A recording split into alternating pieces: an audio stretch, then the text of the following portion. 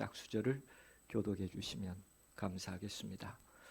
그때의 천국은 마치 등을 들고 신랑을 맞으러 나간 열 처녀와 같다 하리니, 함께 좀 읽어주시겠습니까? 그 중에 5은 미련하고 미련한 자들은 등을 가지되 기름을 가지지 아니하고 있는 자들은 그릇에 기쁨을 담아 등과 함께 가져갔더니 신랑이 더디옴으로 다 졸며 잘세. 밤중에 소리가 나되 보라 신랑이로다 맞으러 나오라 하매 이에 그 처녀들이 다 일어나 등을 준비할세.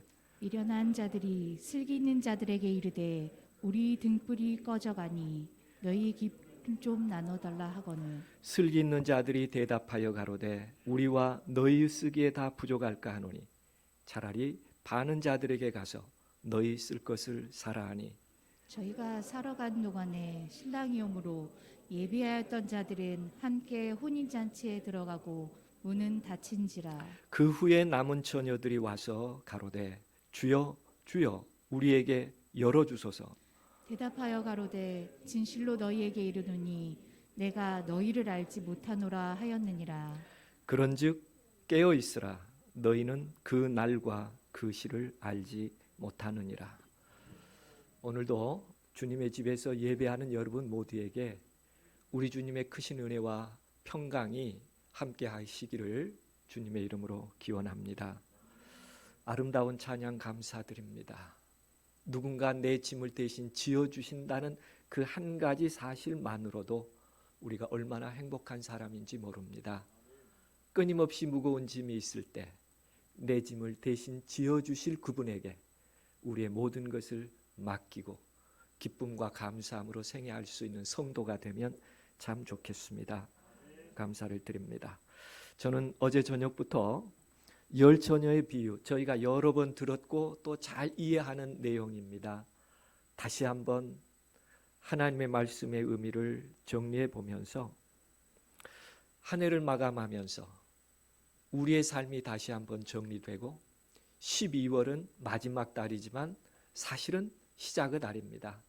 한 해를 다시 시작해야 될 때 이 말씀에 의지하여 우리의 가정도 우리의 개인의 생활도 또 우리가 사회에서 봉사하는 모든 일에 큰 기쁨과 능력이 되기를 주님의 이름으로 기원해 봅니다.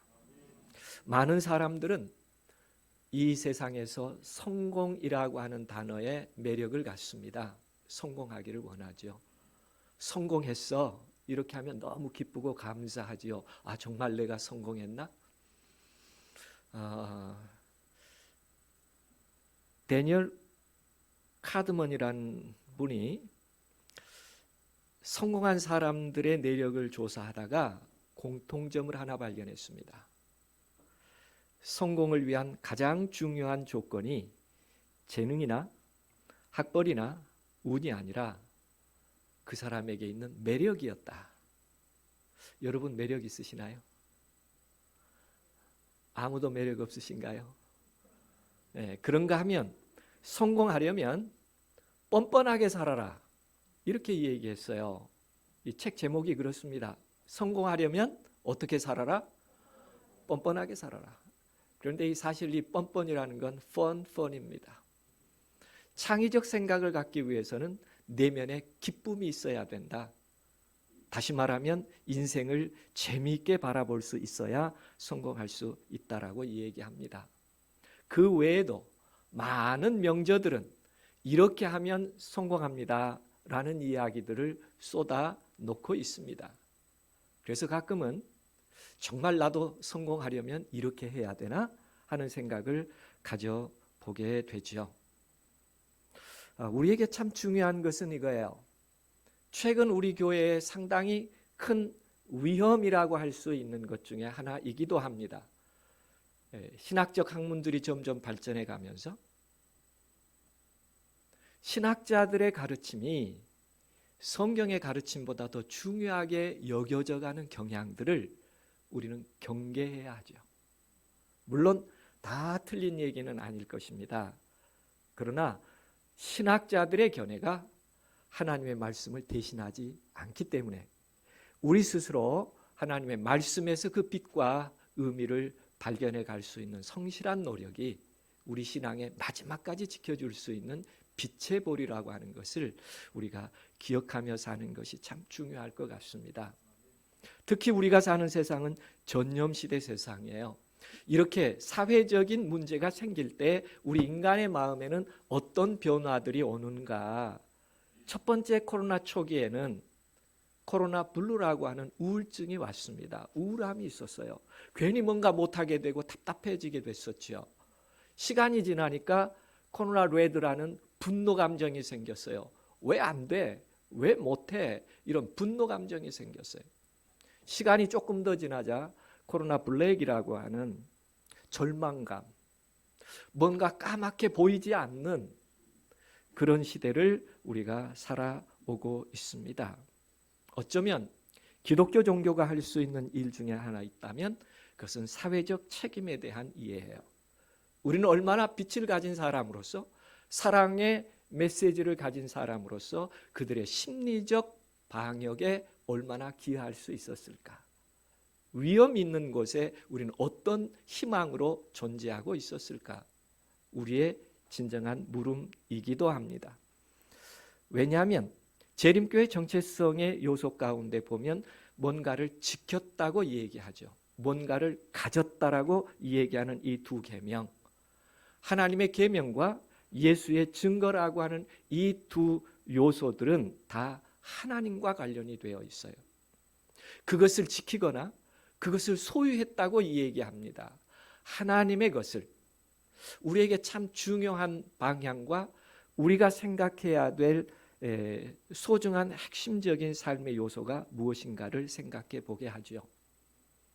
그래서 우리는 어려운 시기가 되면 될수록, 우리가 힘이 들면 힘이 들수록 우리 자신에게 물어봅니다. 여러분은 지난 3년 동안 외로우셨나요? 고독하셨나요? 비슷한 것 같죠? 그러나 조금 다르죠. 외로움은 불안한 상태예요.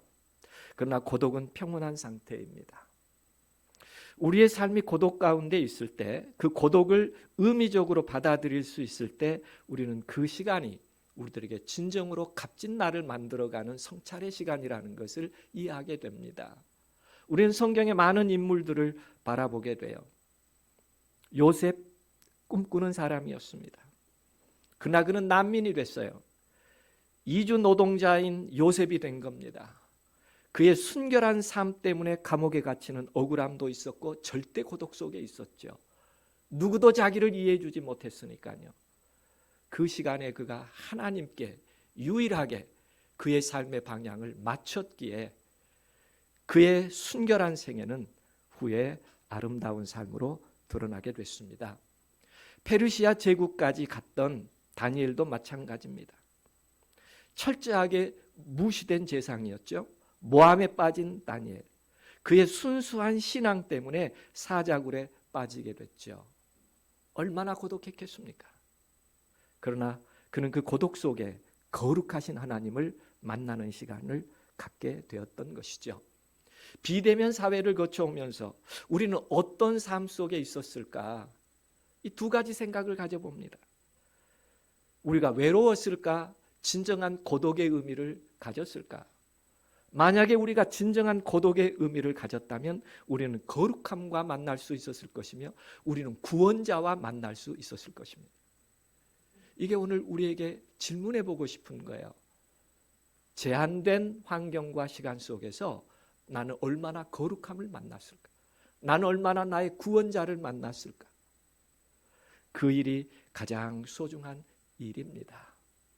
그래서 실질적으로 재난시대의 영성이라고 하는 것은 어디에 있는 것인가? 내 삶에 있는 것이 아니라 어려움 가운데 있는 사회적 질병 속에 고통받는 자들 곁에 있을 수 있었으며 그 아픔이 있었기에 나에게는 행복이요 행운이라고 말할 수 있었다면 그분은 정말 아름다운 삶을 실현할 수 있는 하나님의 사람이라고 말씀드릴 수 있겠습니다. 마태복음 24장을 우리가 말세의 장이라고 얘기합니다. 말세의 징조에 대한 소개를 하고 있으니까요. 그런데요, 마태복음 24장의 기록의 형태를 분석해 보면 예수님께서 계속 7번이나 반복한 단어가 있어요. 그때라는 단어입니다. 마지막 시대의 징조가 일어나고 국가가 국가들에게 또 난리와 난리의 소문이 여러 어려운 상황들이 있을 그때라는 표현 속에는 행동 강령을 강조하고 있습니다. 우리는 생각해요. 온역이 온다더라 마지막 시대에. 그렇지, 조금만 내가 인내하면 예수님 오겠지. 만약에 우리가 성경에 나타나고 있는 마태복음 24장의 사실들을 삶 속에서 확인하며 그래, 조금만 힘들어도 참자. 그러면 예수님 오시니까. 이런 신앙을 가졌다면 예수님께서 마태복음 24장에 주려고 하는 메시지를 잘못 들은 것입니다. 예수님께서는 그때라는 말을 계속 반복하면서 행동할 그리스도인을 묻고 있는 거예요. 그때에 어떻게 하겠는가? 마태복음 25장, 오늘 우리가 본문을 바라보고 있습니다만 마태복음 25장 첫 단어가 어떻게 시작하지요? 그때. 마태복음 24장과 마태복음 25장은 같은 맥락에서 예수님께서 교훈의 결론을 내리려고 하시는 이야기로 열처녀의 비유가 기록되어 있습니다. 다시 말하면 마태복음 24장은 남성의 이야기로 구성되어 있다면 마태복음 25장의 열처녀의 비유는 여성으로 구성되어 있어요. 두 특성이 있습니다. 충성스럽거나 충성되지 않는, 슬기롭거나 그렇지 않는. 우리는 어제부터 마태복음 25장에 나타난 예수님의 비유의 의미들을 미련한 처녀라는 특성 속에서 읽어보고 있어요. 오늘은 세 번째요. 세 번째 특성은 9절과 10절에 그 특성이 미련한 특성으로 나타나 있는데, 우리와 너희의 쓰기에 다 부족할까 하노니 차라리 파는 자들에게 가서 너희 쓸 것을 사라. 이렇게 슬기 있는 자들이 부탁을 했어요. 부족할 것 같아. 차라리 파는 자들에게 가서 사지. 그랬더니 10절에 뭐라고 기록하고 있습니까? 첫 구절이 저희가 사러 간 동안에. 이게 어리석은 처녀의 특성이라고 얘기합니다. 왜요? 이 시간이 언제죠? 자정이지 않습니까? 자정에 5 처녀 기름 팔라고 문 연 기름집이 있을까요? 사러 가라고 한 그 말 때문에 뭐 하는 거예요? 사러 갔다는 거예요. 아주 쉽게 표현하면 시대에 대한, 타이밍에 대한 감각이 없는 어리석음을 세 번째로 얘기하고 있습니다. 살 수 있는지 살 수 없는지도 생각하지 못하는, 파는 자들에게 사라고 하니 그 말 듣고 사러 가는 어리석음. 사왔을까요? 못 사온 것이죠. 미련함이란 타이밍에 대한 감각이 없이 사는 자를 미련하다. 성경의 열처녀의 비유에서 그렇게 얘기하고 있습니다. 조금 전에 언급한 마태복음 24장의 여러 마지막 시대의 징조들을 언급하면서 결론적으로 예수님께서 비유 하나를 두신 비유가 44절에서 51절까지예요. 여러분이 보시는 것처럼 똑같습니다. 준비하고 있으라, 생각지 않은 때에 라는 타이밍에 대한 얘기를 설정해 두고 있죠. 충성됐는가, 충성되지 못했는가. 그 타이밍에 대한 감각이, 인식이 어떻느냐에 따라 그 행동이 전혀 달라집니다. 한편의 타이밍에 대한 감각이 있는 사람은 때를 따라 양식을 나누어 주는 사람이에요. 그런데 때에 대한 감각에 똑같은 인식이지만 그 방향이 달랐을 때는 놀고 먹고 때리고 싸우고 그렇게 세월을 지냈다는 것입니다. 열처녀의 비유와 같은 맥락에서 예수님께서 2번 강조함으로 때에 대한 중요성을 예수님께서 우리들에게 잘 보여주고 있습니다. 예수님께서는 이 지상에 계실 때 때에 대한 감각을 가지셨을까? 가지셨습니다. AD 27년, 28년 공생애를 시작하실 때 그분은 항상 내 때가 아직 이르지 않았다고 말씀하셨어요. 그런데 AD 31년의 기록에 보면 예수님께서 내 때가 이르렀다고 얘기하고 내 때가 찼다고 말씀하십니다. 무슨 말씀일까요? 때에 대한 감각을 그의 공생의 모든 생애 속에 예수님의 마음속에는 항상 때에 대한 감각이 살아 있었다는 것입니다. 어떤 때에 대한 감각일까요? 우리는 그 근거를 예수님께서 다니엘서에 근거했다고 이해합니다. 왜요? 2300주야에 보면 그가 그 일의 절반의 제사와 예물을 금지할 것이며 죄로 죽을 수밖에 없는 인간에게 내가 어떻게 한 마리의 어린 양처럼 너희가 죽어야 될 그 죽음을 내가 대신 죽고 내 안에 있는 영원한 생명을 너희에게 주어 이 땅에 오게 될 그날을 믿어라고 아담과 하와에게 최초의 그들이 스스로 양을 잡아 피 흘리는 최초의 제사 경험을 통하여 그들에게 가르쳐 주셨던 그 약속, 너희가 죽을 수밖에 없지만, 죽어가는 이 양처럼 죽을 수밖에 없지만 언젠가 때가 되면 내가 너희를 내가 대신 죽고 내 안에는 영원한 생명을 너희에게 주어 이 에덴에 와서 행복하게 살게 할 거야. 그 때가 언제예요? 날이 참여라고 갈라디아에서는 기록했었죠. 내 백성과 내 거룩한 성을 위하여 70일에로 기한을 정했고 그 기한의 절반에 그분이 죽으실 것을 이해하셨습니다. 그래서 뭐라고 표현하셨어요? 다 이루었다. 뭘 다 이루었다는 말일까요? 처음 아담과 하와가 범죄하고 나무 아래 숨어 두려울 때 그들을 불러내서 가죽옷을 지어 입혔다는 말은 그 전에 뭐가 있었다는 거예요? 양의 희생이 있었다는 거예요. 내가 이처럼 너희를 향하여 대신할 거야. 걱정하지 말고 죄가 생각날 때마다 언젠가 한 마리 어린 양이 너희를 구원할 것에 대하여 마음에 깊이 간직하고 잊어버리지 말아라. 그 일을 다 이루었다고 얘기하고 있는 것입니다. 가장 아름다운 것은 예정된 정확한 때에 예정된 정확한 행동을 할 수 있는 것, 가장 아름다운 삶의 모습입니다. 어리석은 청직이나 어리석은 처녀와 같이 행동하면서 살지 않으려거든 선제된 말씀의 때에 분명한 이해를 가지고 생애하는 것이 가장 아름답다는 것을 이 말씀은 우리들에게 말씀해 주고 있어요. 여러분 한 해 동안 잘 살아오셨습니다. 여러분 아주 분주하게 생애하셨어요. 근데 여러분의 삶을 이끄는 때에 대한 감각은 무엇이었을까요? 여러분은 어떤 근거에 의하여 여러분의 삶의 때를 정하시고 합당한 아름다운 삶을 생애해 오셨을까요?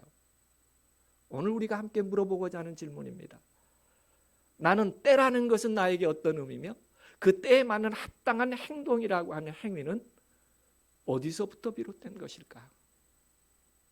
바라기는 다시 한번 말씀에 의지한 때를 이해하며 우리의 남은 세월이 하나님의 때와 일치할 수 있는 삶이 되기를 간절히 기원해 봅니다. 두 포인트를 본문에서 정리해 볼 수 있는데요. 타이밍의 근거, 첫 번째는 성서적인 때에 대한 이해가 나의 행동과 삶에 일치하고 있는가를 점검해 보는 것, 지금 해야 될 일입니다. 한 해를 계획할 때 내 근거, 이렇게 계획한 근거의 때가 어디에 있었나? 하나님의 말씀에 있었을까? 두 번째는 기간에 대한 부분입니다. 여기 성경은 이렇게 얘기하죠. 우리와 너희 쓰기에 다 부족할까 하노니 차라리 파는 자들에게 가서 너희 쓸 것을 사라라고 얘기하고 있습니다. 이 성경절을 읽으면 5명의 지혜 있는 처녀는 지혜는 있어요. 그런데 인격이 좀 못됐죠. 그렇잖아요. 여분의 기름도 가지고 있었지 않습니까? 정말 불 꺼져가지고 안타까워하면 나눠줘도 괜찮잖아요. 그죠? 그러니까 슬기 있는 처녀는 똑똑은 한데 뭐가 없어요? 인간미가 없어요. 인간미가. 누구 모습 같아요? 알기는 잘하는데 인간미가 없어요. 얼른 읽어보면 그런 의미 같아요. 그런데 조금 더 깊이 이 사실을 생각해 보면 정말 슬기 있음이 어디에 있는지를 이해하게 됩니다. 지금 이 5 처녀는 무엇을 걱정하고 있느냐면 우리와 너희 쓰기에 다 부족할까 하다는 시간에 대한 완전한 이해를 하고 있는 거예요. 성경은 조금 더 쉽게 이렇게 정리합니다. 우리의 등불이 꺼져가니 너희 기름을 좀 나눠달라라고 말할 때, 한편의 처녀의 생각은 그동안 자기가 가까운 자기 자신을 비출 수 없는 것에 대한 안타까움을 묘사하지만, 그러나 슬기 있는 처녀에 대한 관점은 둘 다 부족할 것에 대한 생각을 해요. 어제 말씀드렸어요. 유대의 결혼식의 예는 어떻게 진행됐다고요? 일몰이 되면 하루가 시작되고, 하루가 시작할 때 가장 거룩한 예식을 그들이 문화적으로 관습적으로 해왔는데, 신랑은 신부 집에 오고 신부를 데리고 신랑 집에 가서 결혼 예식을 해요. 그러니까 그 어두운 밤에 가야 했기 때문에 등불을 비켜줄, 길을 밝힐 들러리 처녀들의 등잔불이 필요했던 것이죠. 나눠줄 수 있어요.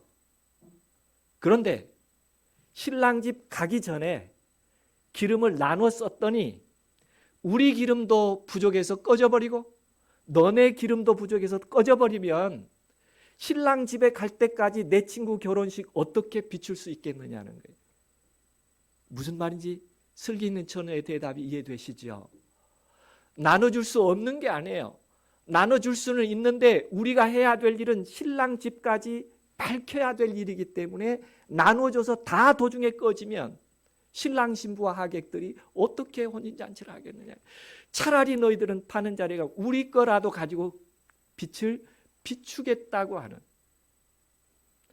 타이밍에 대한, 지금이 아니라 그가 부름을 받은 마지막까지 끝까지 해야 될 임무에 대한 시간의 개념을 확실하게 가지고 있어서 성경은 이것을 슬기로웠다라고 얘기합니다. 이해되실지 모르겠어요. 성경은 반복적으로 이렇게 알아듣기 쉽게 공동성경과 쉬운 성경이 번역합니다. 우리의 것을 나누어 주면, 나눠줄 수 없어서가 아니라 나누어 주면 우리에게도 너희에게도 다 모자랄 터이니 안 돼. 우리가 함께 쓰기엔 기름이 충분하지 않아. 이 슬기는 저는 뭘 생각하고 있는 거예요? 지금 상황의 해결이 아니라 마지막 결혼 예식이 마칠 때까지 내가 등을 밝혀야 될 푸름에 대한 소명의 때에 대한 감각을 완전하게 가지고 있어서 슬기로웠다라고 말하고 있는 거예요. 인색에서가 아닙니다. 우리는 이 말씀을 다시 한번 생각해 보면서 우리가 한 해의 삶을 살아올 때 우리는 어떤 생각을 가지고 살았을까? 우리 때에 대한 감각과 부름에 대한 사명은 어디까지일까? 오늘 아침에 안교 시간에 조금은 다시 한번 일깨우는 마음으로 감사 노트와 또 예언의신에 대한 문답의 이 얘기를 했어요. 그런데 시간이 가면서 어떠더라? 2023년엔 시간이 갈수록 많아지는 세울산 교회가 되기를 기원해 봅니다. 한번 시작하면 그 전체를 이해하는 것이 슬기롭다고 성경이 말하고 있기 때문이죠. 그렇다면 하나 더 우리가 생각할 부분이 있습니다. 여러분 가수 박진영 씨 잘 아실 거예요. 꿈이 있었습니다. 그래서 그는 생각했어요. 돈을 많이 벌어야지. 20대에 빌딩을 살 만큼 돈을 벌었어요. 최고의 가수가 되어야지. TV 가요 차트에 1위에 오릅니다. 날 떠나지 마라는 노래를 통해서요. 그것도 양이 안 찼어요. 세계적인 가수가 되겠다고요. 미국에 건너가서 아시아 가수로 탑 10에 든 첫 번째 가수가 됩니다. 빌보드 차트 6위를 해요. 박진영 씨가요. 그리고 돌아와서 더 행복하기 위해서 여러 사람들에게 자비를 베푸는 일도 해봤습니다. 그의 얘기를 한번 육성으로 들어보겠습니다. 돈을 벌어보니까 한 3분의 1은 잠깐만요.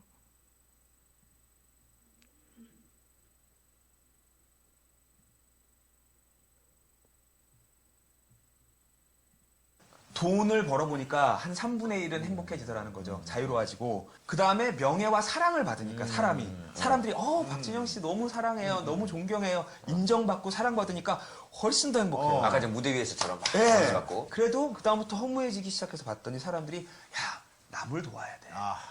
했더니 꽤 많이 행복해지더라고요. 네네. 근데 점점점 느끼는 거는 아무리 자기가 가진 모든 거를 남한테 다 주더라도 결국은 세상과 인간을 누가 왜 만들었는지 모르면 이 1% 때문에 결국은 나는 끊임없이 쓸쓸하고 혼란스럽고. 네, 그의 경험 하나를 자세하게 이야기해요. 성공하고 행복하기 위해서 여러 가지 해봤다는 거예요.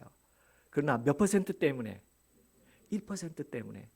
그래서 그는 이렇게 다시 한번 이야기하고 있습니다. 그 인간이 만들지도 못하는 거 100조 개로 돼 있는 게 저인데 우리는 사용 설명서를 몰라요.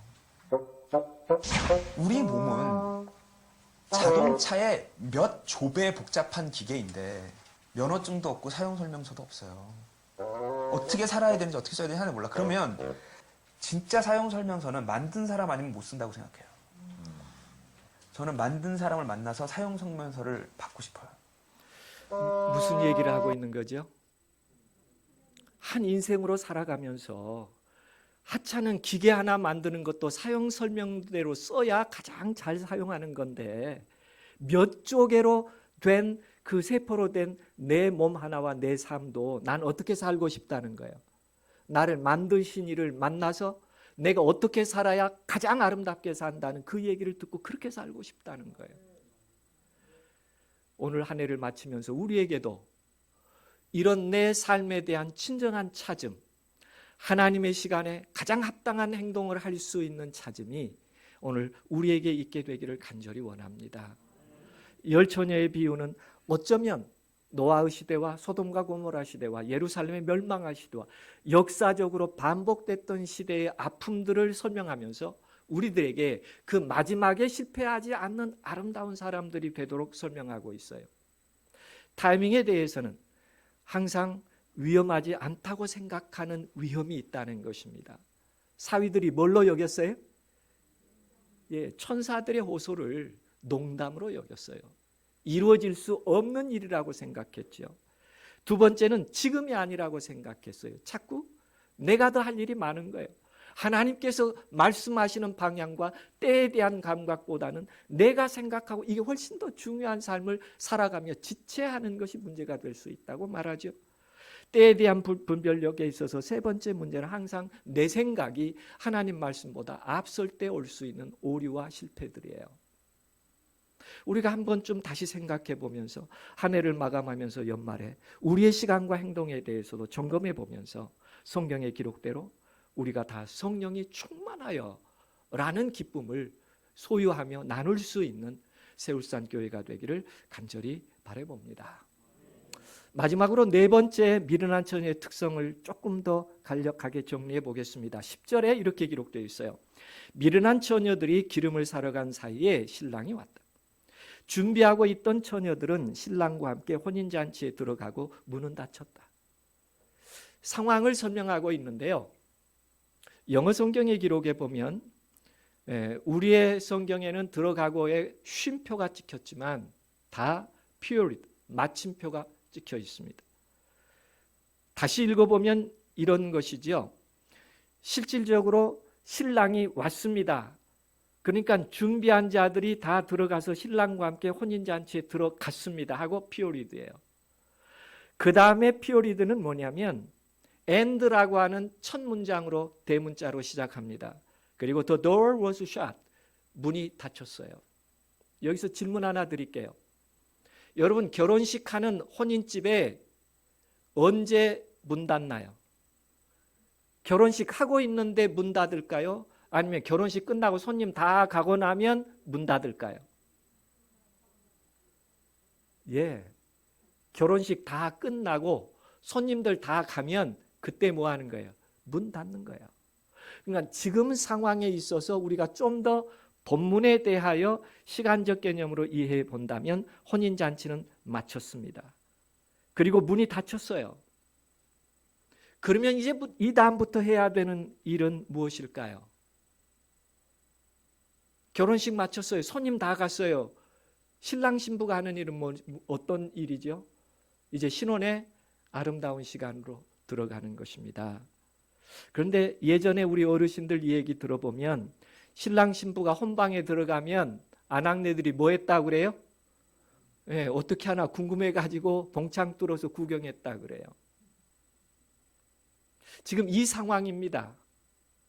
성경 본문의 상황은요. 결혼식 끝났어요. 신랑 신부가 아름다운 시간에 들어가야 합니다.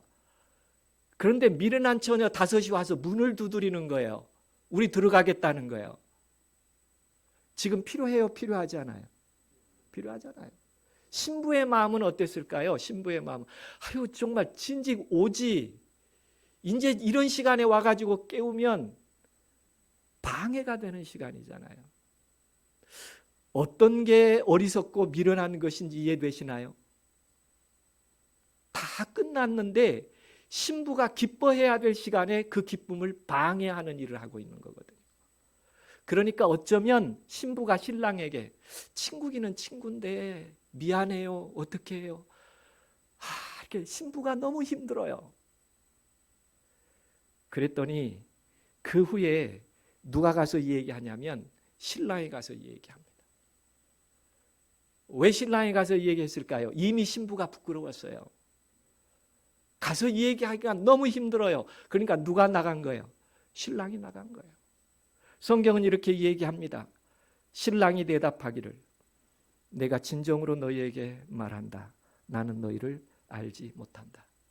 신랑은 분명히 들으시오. 나는 당신들이 누구인지 모릅니다 하며 외면하였다. 모르는 사람처럼 했다는 거예요. 무엇 때문에요? 신부가 기쁘지 않았기 때문에. 때와 관계에서 다시 한번 우리의 생각을 집중해 보게 합니다. 우리는 신부를 기쁘게 하는 사람인가? 아니면 신부를 부끄럽게 하는 사람인가? 성경이 말하는 신부는 누굴까요? 하나님의 교회를 신부라고 말하고 있습니다.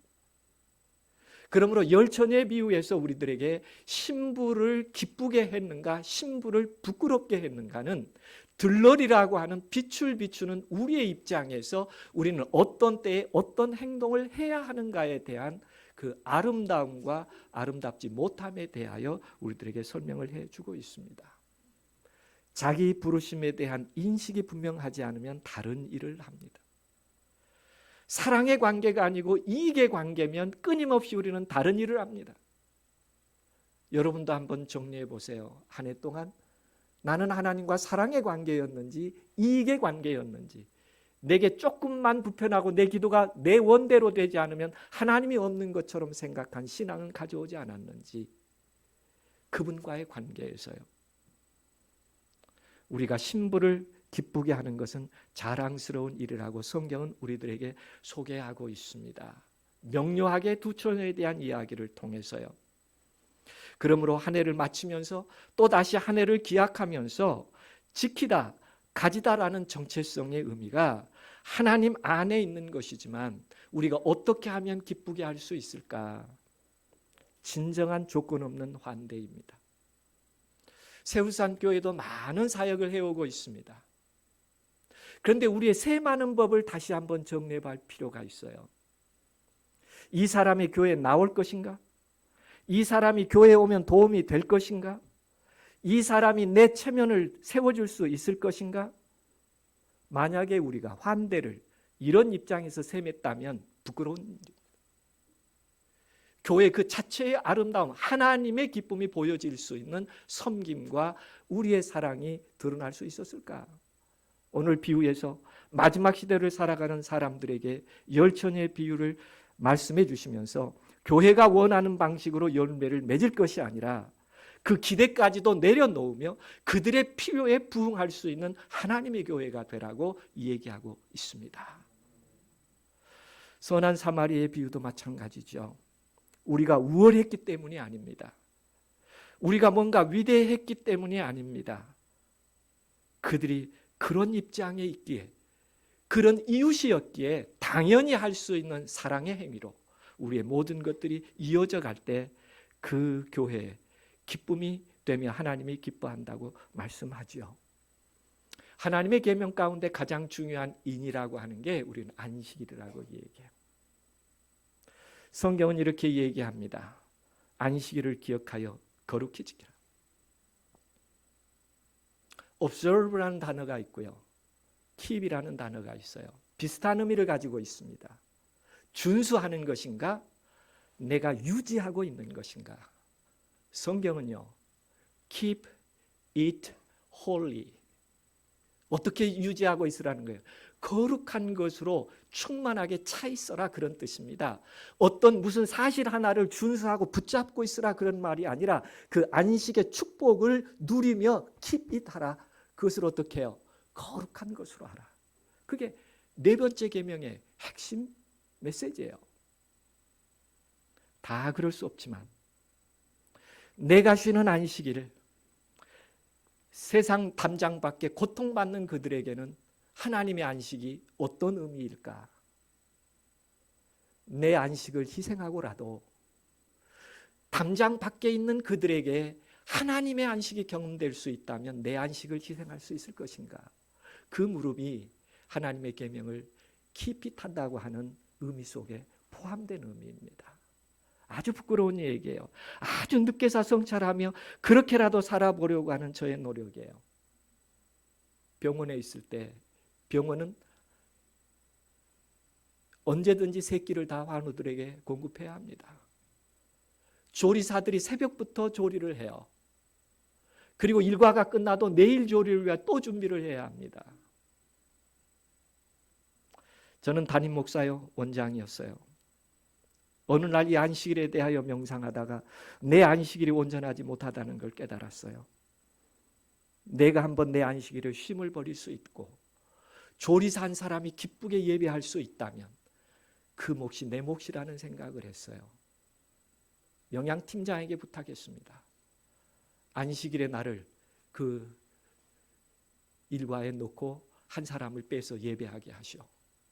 그래서 매 안식일은 아니지만 난 담임 목사요, 원장이지만 내가 함께하는 한 사람의 행복한 안식일 예배를 위하여 새벽 5시 20분에 가서 양파도 까고 모든 일을 하면서 오후까지 저는 사실 기뻤습니다. 당연히 담임 목사니까 예배 드려야 되죠. 그럴수록 내 가족의 한 사람이 기쁨으로 예배하고 쉴 수 없다는 것 때문에 나도 여느 직원처럼 그들의 안식을 위해서 희생해야 되지 않겠는가. 그런데요, 영양팀장이 계속 뺍니다, 저의 이름을. 왜 그랬을까요? 속도가 안 난대요, 까는 속도가. 그래도요, 제 마음은 내가 조금 양보하고 희생함으로 그들이 더 행복할 수 있다면 교회에서 세상을 향하여 가져야 될 안식에 대한 생각입니다. 여러분, 이 사실에 다시 한번 기도하면서 정리하며 새로워지는 세울산교회 안식일이 되기를 간절히 원해봅니다. 괴로워한 자를 구제하고 슬퍼하는 자를 위로해 주는 것은 하나님의 성의를 존중해 하는 사랑의 활동이다. 이렇게 기록하고 있습니다. 자비를 베푸는 행위와 꼭 필요한 일들은 안식일에도 허락되었으므로 병자와 고통당하는 자는 언제나 돌보아 줘야 한다. 그러나 불필요한 일은 엄격히 피해야 한다. 모든 사람은 하나님의 거룩한 날에 자원하는 봉사를 통하여 그분을 영화롭게 하는 일에 연합해야 한다. 시대의 소망 286페이지입니다. 마음으로 읽어보시기 바랍니다. 하나님께서 귀중히 보시는 것은 사랑의 봉사이다. 이것이 결여된 채 행하는 의식의 단순한 반복은 하나님에 대한 범죄이다. 안식일도 역시 그러하다. 거룩히 지키라는 거예요. 거룩히 지키라는 것이 무엇인가를 붙잡고 몸부림하라는 것이 아니라 하나님의 안식이 그들에게 보여질 수 있고 그들에게 경험될 수 있도록 나의 안식을 더 거룩하게 구별해 보라고 우리에게 초청하고 있습니다. 예수님의 환대도 계산 없는 무조건적인 환대였습니다. 어려울 수 있어요. 그러나 하나님께서 기뻐하신다면 이 일에 최선을 다할 수 있는 성도가 돼야 되지 않을까요? 그게 우리가 가지고 있는 새천사의 기별은 천사라는 의미입니다. 말로 전하는 기별이 아니라 그리스도의 품성을 마지막에 의롭게 드러내는 사람들이라는 뜻이죠. 시간이 다 돼서 마쳐야 될 것 같아요. 결코 함께 할 수 없는 자가 남편이 회생할 수 없는 질병에 있음에도 불구하고 받아들입니다. 이미 이혼했음에도 불구하고 병에 있는 남편을 생각하면서 모든 것을 희생하기로 마음에 굳게 결심하고 빚을 다 갚아주고 말이죠. 판사가 감동을 했다는 이 얘기였어요. 자기의 삶의 아름다움을 마지막 시대에 어떻게 하나님께 드릴 수 있는지를 잘 보여주고 있습니다. 우리 박진영 씨 이야기 한 번만 더 듣고 마치겠습니다. 한번 잘 들어보시기 바랍니다. 그냥 인간은 자기 삶의 주체가 절대 될 수 없고 자기 몸의 주체 또한 될 수도 없다. 한 번만 뒤돌아보세요. 자기 계획대로 된 게 있나? 너무 쉽게 포기. 말이 안 되는 게 제가 주체가 내가 아니라고 깨달은 순간부터 전 더 열심히 살거든요. 왜냐하면 결과에 상관없이 내가 오늘 얼마나 열심히 얼마나 올바른 마음으로 살았는지를 알아주는 사람이 있다는 생각에 참 중요한 얘기 하나 합니다. 내가 내 삶의 주체였을 때는 아등바등 해야 되고 뭔가 해야 된다고 생각했는데 내 삶의 주체가 내가 아니라 하나님이라는 사실을 깨달았어요. 그랬더니 더 아름답게 살고 더 열심히 살았다는 거예요. 왜요? 이렇게 올바르게 살면 누가 기뻐하시는 것이 너무 행복해서, 그분이 기뻐할 것이 너무 행복해서. 한 해를 마감하면서 이런 행복을 우리도 받아들일 수 있게 되기를 간절히 원합니다. 이 말이 예수의 증거를 가진 자라는 표현 속에 포함되어 있습니다. 그리스도를 증거해내는 빛으로 보일 수 있는 성도의 삶을 말하고 있는 것이죠. 정리하면서 우리가 그리스도 중심인가? 점검하는 지혜가 있는가? 때에 대한 감각이 있는가? 신부를 기쁘게 했는가? 예수님 우리들에게 마지막으로 이렇게 말합니다. 그런즉 깨어 있으라. 말씀을 줄이겠습니다.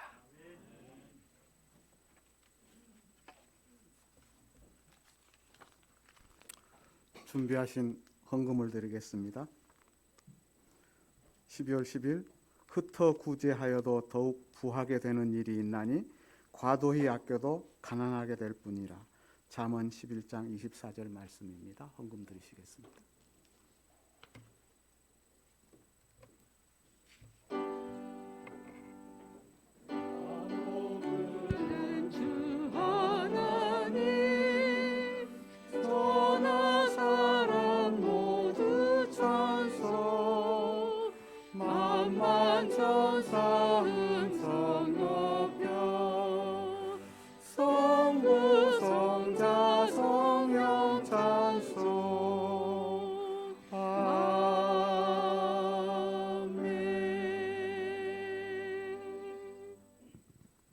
감사해 주님. 저희 믿음의 식구들 지난 일주일도 세상에서 성실하게 살게 하셨고 당신의 백성으로서 이웃과 사회를 위해서 헌신 봉사할 수 있는 지혜와 용기